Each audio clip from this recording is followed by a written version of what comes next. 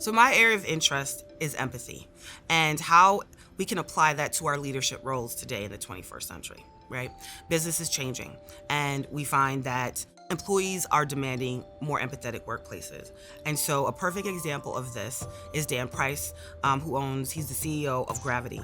And what they decided to do, actually Dan Price decided to do, was to increase his employees' pay to $70,000 a year and take a pay cut to $70,000 as CEO.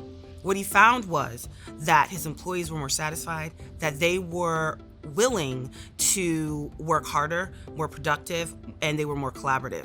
So when the pandemic hit and he was scared that he would have to close his doors, what he did was he asked his employees, I need to find a way that works. How can I do this so that I don't have to close the doors and I don't have to cut your salaries? So what the employees volunteered to do, and this is something that is unheard of, is that they volunteered to take a pay cut anywhere between 5 and 20%. They chose the pay cut.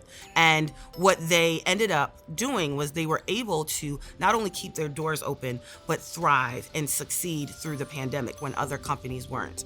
And so he's a great example of an empathetic leader. We need to understand that as business is changing, expectations from employees are changing. And, especially with this idea of the great resignation, what we find is that people are less likely to leave if they know they can trust and they find support from their leaderships in their workplace. If they find that, they're satisfied. And ultimately, that's what we want. Good working relationships, collaboration, and productivity.